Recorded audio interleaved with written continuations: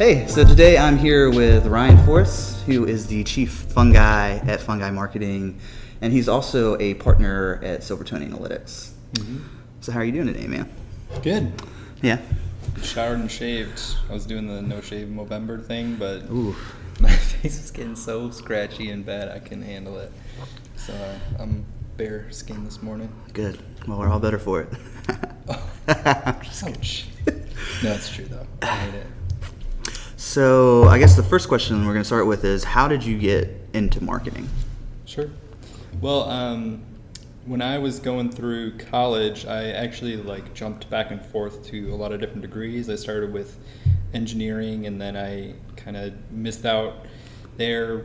And I was the partier in the beginning of my college years too, so I flunked out of a lot of courses. But I ended up switching over to nursing, and then into business, and then my sophomore year of college, I actually took an internship. I got an internship with a local marketing company.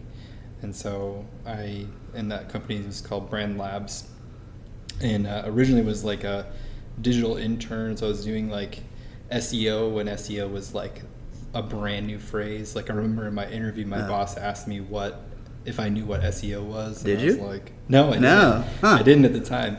And he sort of described it to me, and I was like, okay, well, that kind of makes more sense. And so basically, the next year, I was on board as just a 10 to 15 hour a week paid intern. But I started kind of selling things as an intern. I was selling things to the companies that I was working with, selling different packages and stuff like that. So he said, how would you like to join up on the sales team? And that kind of launched my true passion into marketing, because I wasn't just doing one specific thing within digital marketing. I was selling full scale digital e-commerce solutions for different companies, and that included doing a lot with analytics. And a couple of years into that, I finished my degree, but I also started a company, e-commerce business, selling eco-friendly home decor with my wife at the time. And so from there, I got to see the business side of things, and then I got really passionate about just kind of talking with different business owners and looking at it from their perspective. And so got very into leveraging analytics and other digital tools for helping to improve business.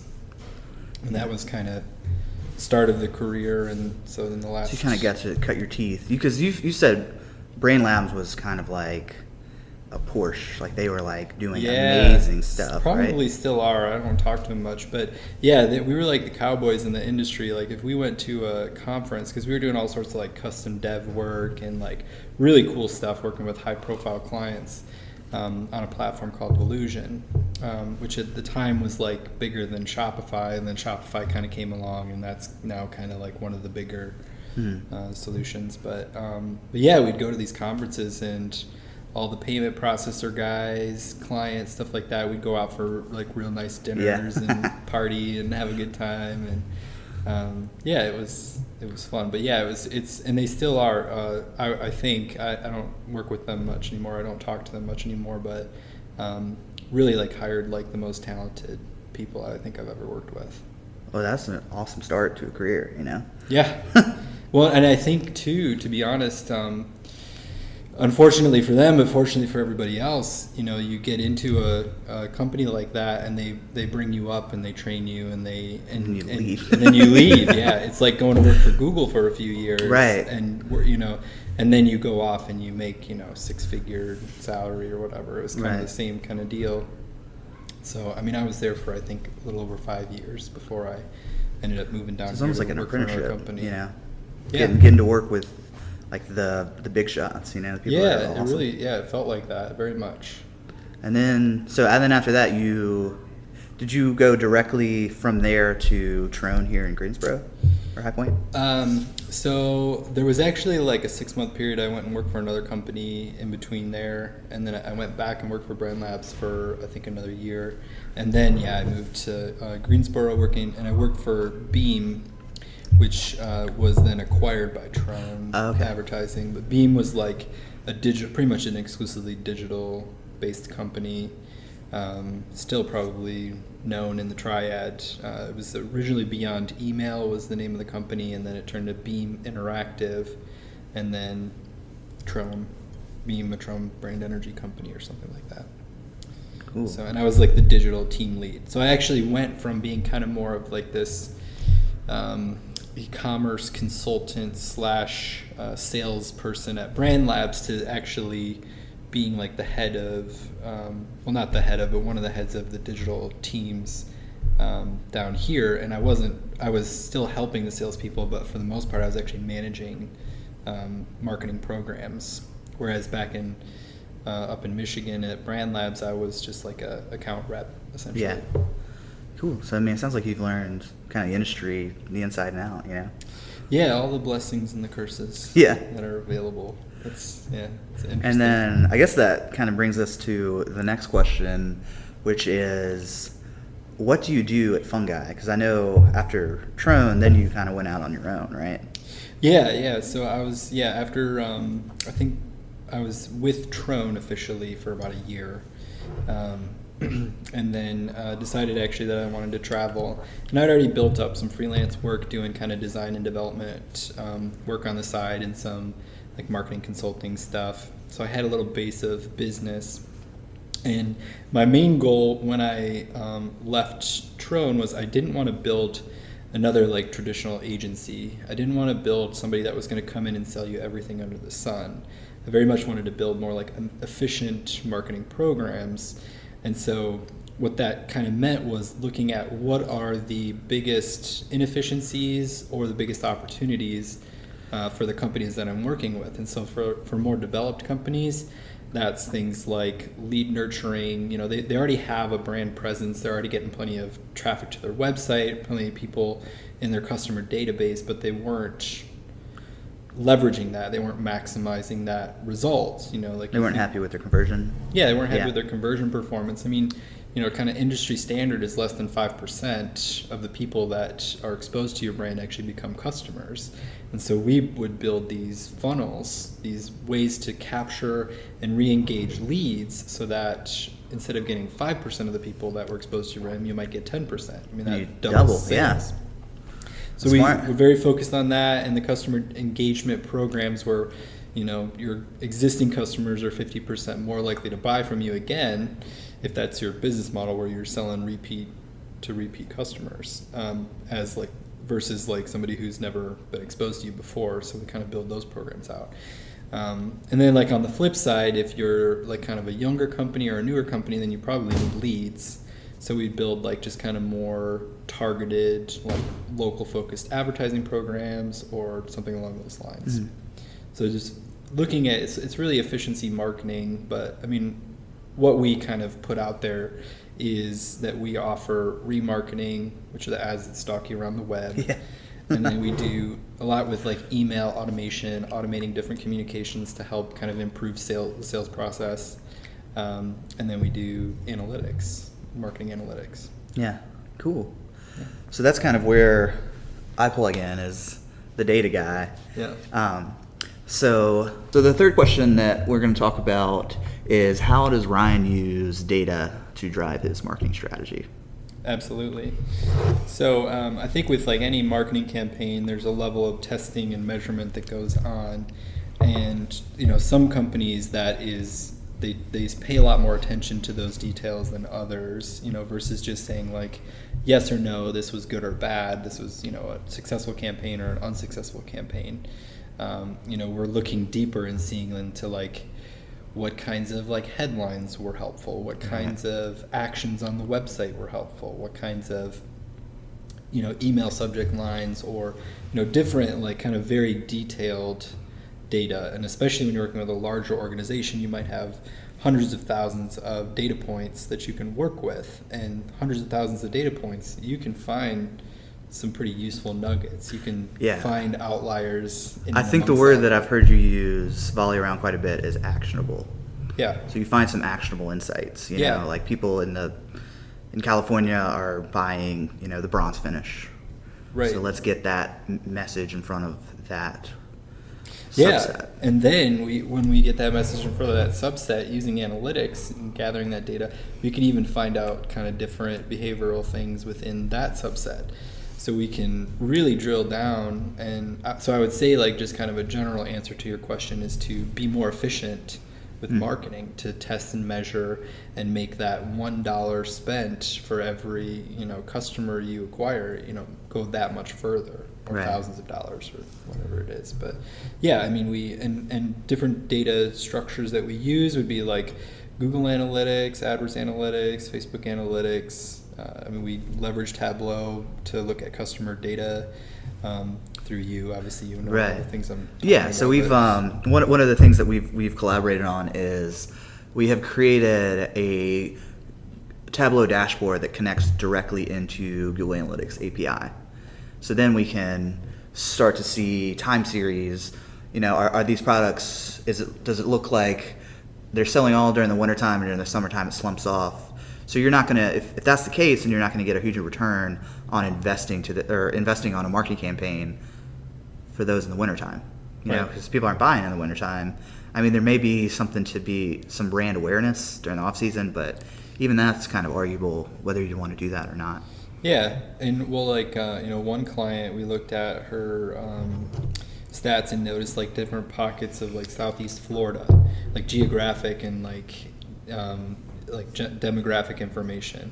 So we were able to zero in on what that location is, and it's not like the insight becomes immediately clear. I think it's the fact that this is a really interesting subset of the data that is people.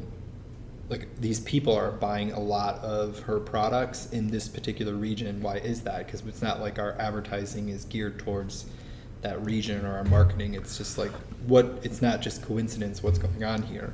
And then we can kind of take that and iterate from there. We can look at different ways to test ads in those regions to see what's actually going on, and then ideally create profiles where we can target people across the rest of the U.S. that kind of fit those same. Yeah, we were talking about building out almost like a city persona. Right. The city is between 300 and 500,000, and they have a community college. Something that certain specific. income level or certain those things.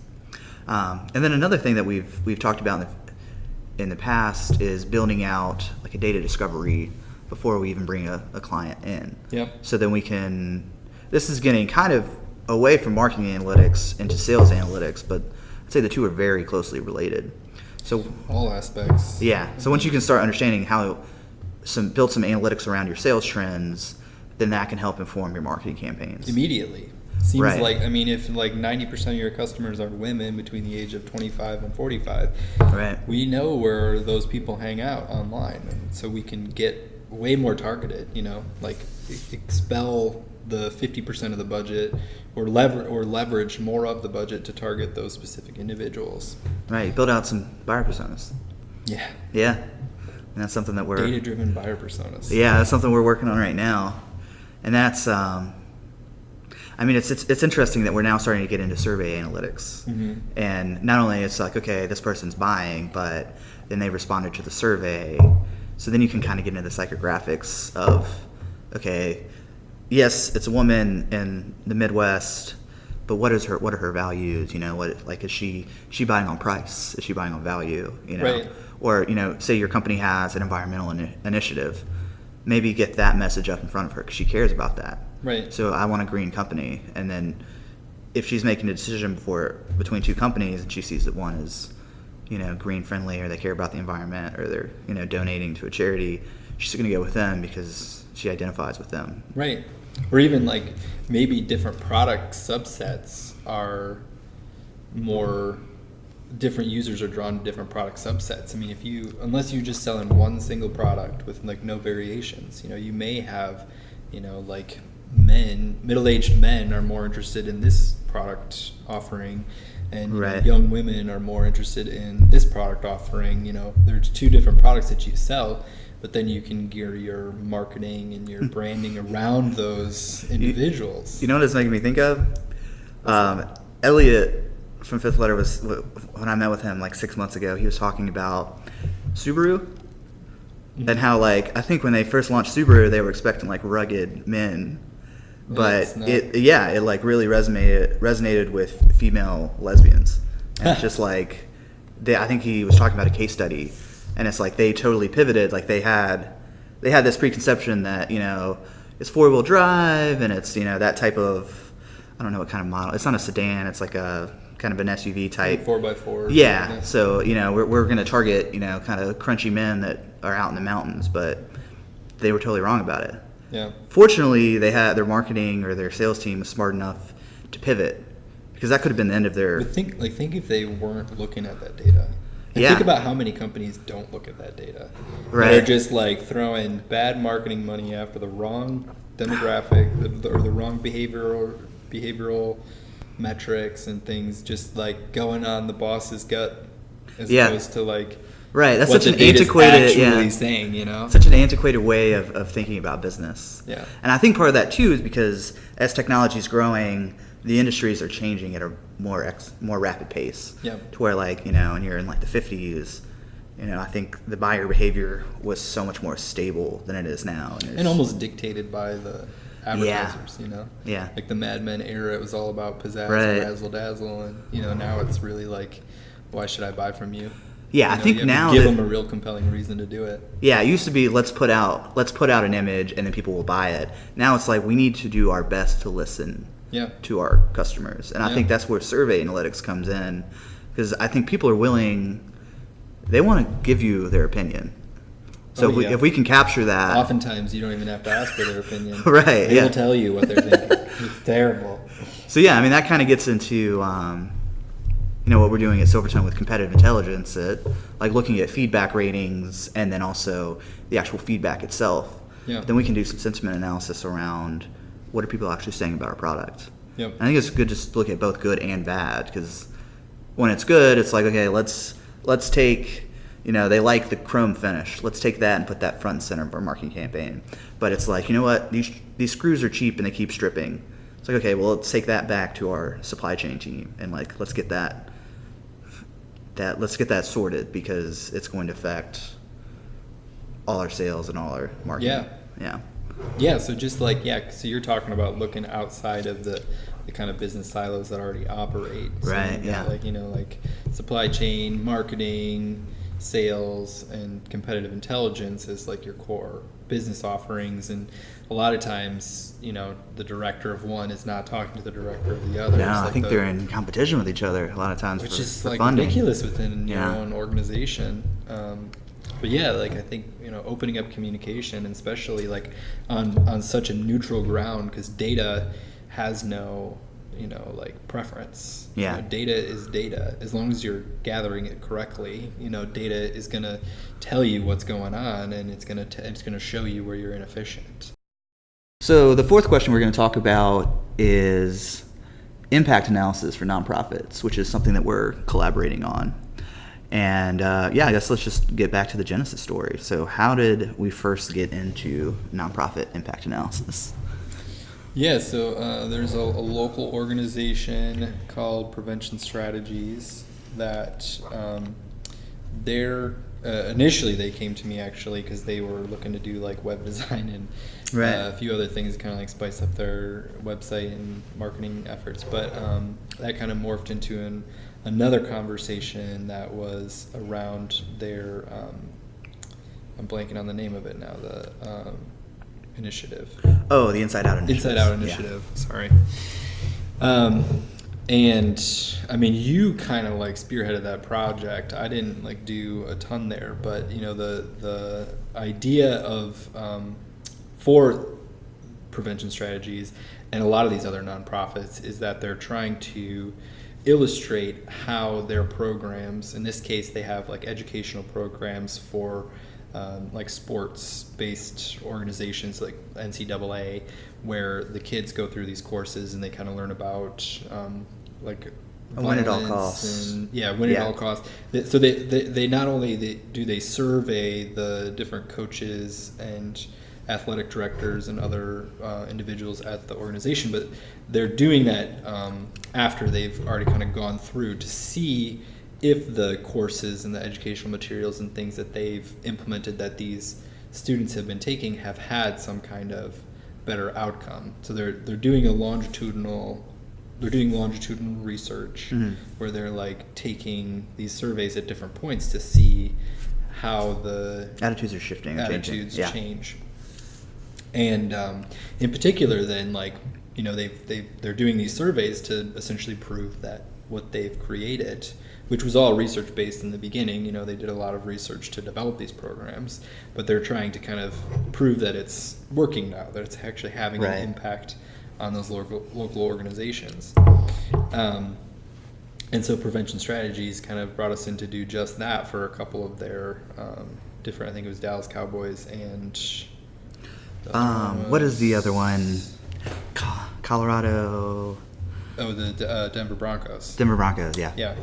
So Dallas Cowboys and Denver Broncos, which are two pretty big regions, and this is part of the NFL Foundation.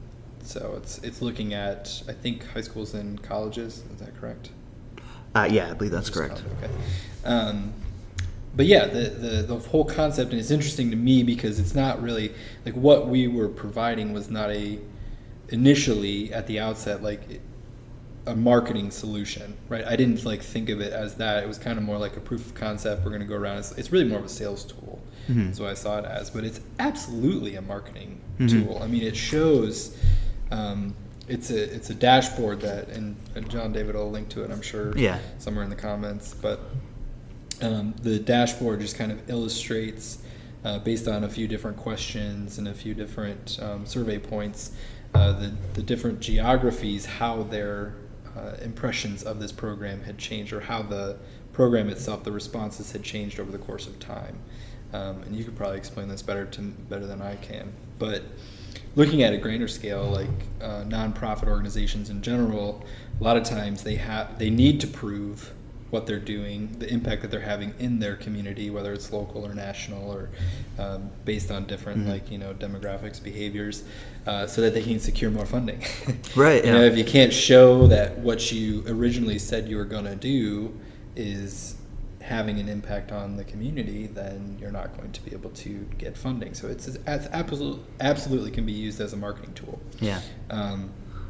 And I work with a few local nonprofits that are very much interested in showing kind of almost like a more tangible result to their impact, not only because it allows them to preserve the grants and different funding that they've already secured, but it allows for new opportunities. Like Try Local First, for instance, is they've got something that's going. They're trying to secure more funding to help local businesses, but aren't we developing a dashboard for them that is going to help? So that's kind of in limbo. I just sent off the application for the Future Fund, so I'm just trying to figure out if I'm going to join their board or if I'm going to take on this new initiative and then get some payment through the funding that we're looking to secure. So I can't be on the board, and so we're looking. There's a little bit of a conflict there. Right. So we're looking at So if we do get that funding, we're going to be building out some impact analysis, because she's trying to. Luck Davidson's the I think the executive director of Try Local First, and she wants to get more of an impact. I know that they're having an initiative with women entrepreneurs, and they want to have some data around that. And I think what we're going to do is maybe create some video content showing the data points of like, look, we are actually having an impact. Right. Because it facilitates that conversation with these big foundations and also individual people who want to donate. Because there are individuals who care about women in business in the triad, and if we can set up some type of a format to get some funding from them as well on an individual basis. Right. Well, and also I think just beyond just like kind of grant situations, like kind of proving your case, there's also like sponsorship opportunities that exist with a lot of these local nonprofits, and they're really craving like, how can I illustrate what my organization is doing for the community can be like kind of leveraged or like used to impact other areas of the community. And so like the idea of coming up with really like a good survey, honestly, like a good way to kind of like survey the community to look for gaps in performance or look for like future measures, like ways in which these nonprofits are impacting the community. They can then take that data, especially if it's, you know, visualized in a very engaging way, Palatable way that tells a compelling story, and then they can go to sponsors and other grant writers and things like that and say like, here, look what I'm doing, you know, I'm really am having like a great impact. How would you like to be a part of this? Or, you know, here's my user base, you know, it's very specifically fits within your target audience. Like, would you like to partner up on an initiative for community outreach? Would you like to, you know, donate some money or some time or some other resources to help kind of take that to the next level? Yeah, absolutely. And I think so. We're about to start work on, you know, Leadership Winston-Salem and their impact analysis. That's going to be awesome. Yeah. Because it's really interesting the kind of work that they're doing, you know, because the high level concept that we've come up with is if we can come up with how many. So let me back up. Leadership Winston-Salem is a nonprofit that helps engage, you know, rising stars in companies and organizations, and helps them facilitate board membership positions or volunteer experience in the community. So what I think Gary actually came up with this concept of what we can do to quantify that is we can scrape all the boards that they care about and then create a database of here's all the board members in Forsyth County. Mm-hmm. And then here's all the people who've gone through our program, and then see if there's there's going to be some cross-reference, right. But saying like, look, in the economic empowerment nonprofit space, we have 23% penetration. That's something that a donor from like BB&T or Wells Fargo is going to care about, especially if they're trying to get, you know, one of their rising stars into that specific space, because you already have some traction, you already have connections there, you know, you can place them. Right. And then we're also looking at a past impact, so they have action learning. So it's actually really neat. We have to quantify the volunteer work that they've done. We're taking I think it's called Points of Light or nonprofit. So it gives like a set dollar amount to every hour that a volunteer has put forward. They had a team of marketing individuals who helped them rebrand. So they went from that kind of abrasive message to something that's a little bit more facilitates a conversation, and that helped them increase their funding quite a bit. Yeah. So that's a use case, but it's also, you can see who worked on it, you know, what university they went to, what is their expertise, you know, like whatever data points that we ultimately decide on. But that's what the funders want to see. What is the actual impact that you're having out in the community? Right. Yeah. So I mean, it's an opportunity for us to start having better conversations, because if you and I are talking about this program that we're trying to get together, we can talk about what we think, but if we actually have a piece of data or some type of a analytics dashboard between us, we can point to very specific things that are happening, right, and then talk to that. Yeah, it removes a level of guesswork and intuition, right? I mean, I think that like your gut and your intuition can be helpful in a lot of situations, but I mean, if you have access to that data, or you can build a data structure where you can start to capture that information, right, and then look at opportunities to really like leverage it, you know, whether it's through sorry, I'm totally blanking right now. Sometimes this through I was going to misdirect you, but go for it. No, I'm blanking now too. Well, but yeah, I think in general, looking at using like data, like eliminates a lot of the guesswork. Right. I mean, and the thing is, data is not perfect. There are going to be sampling errors. There's going to be noise and static. But it's going from 0 to 1, going from my intuition, which is 0 data, to just some data that helps. It's like me looking at you like this, and it's like I can't see me. Well, actually, it'd be like this. My eyes are closed.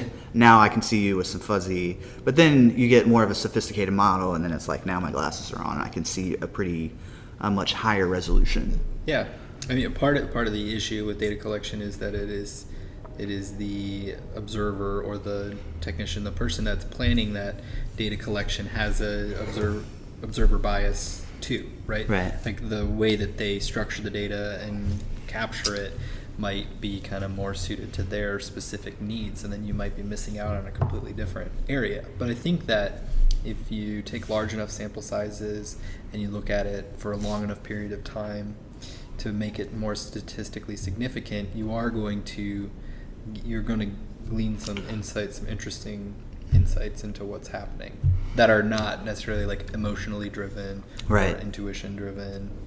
That's why I like sales analytics, because it's like that is pretty concrete. Yes, Betty Sue bought this product. She lives in the Midwest. She's 35 years old. That is pretty concrete. Yep. You know, I mean, the psychographic around that, we start to survey her and kind of her response to a survey question, there might be some bias. You know, like there's bias in questions that you ask. Like you can ask a question like, do you like this microphone? Versus, you don't like this microphone, do you? Right. You know, like there Right. can be some errors in the way the survey is designed. But I love sales analytics because it's like, yes, this person made this decision. Yeah, it's pretty and straightforward. Yeah.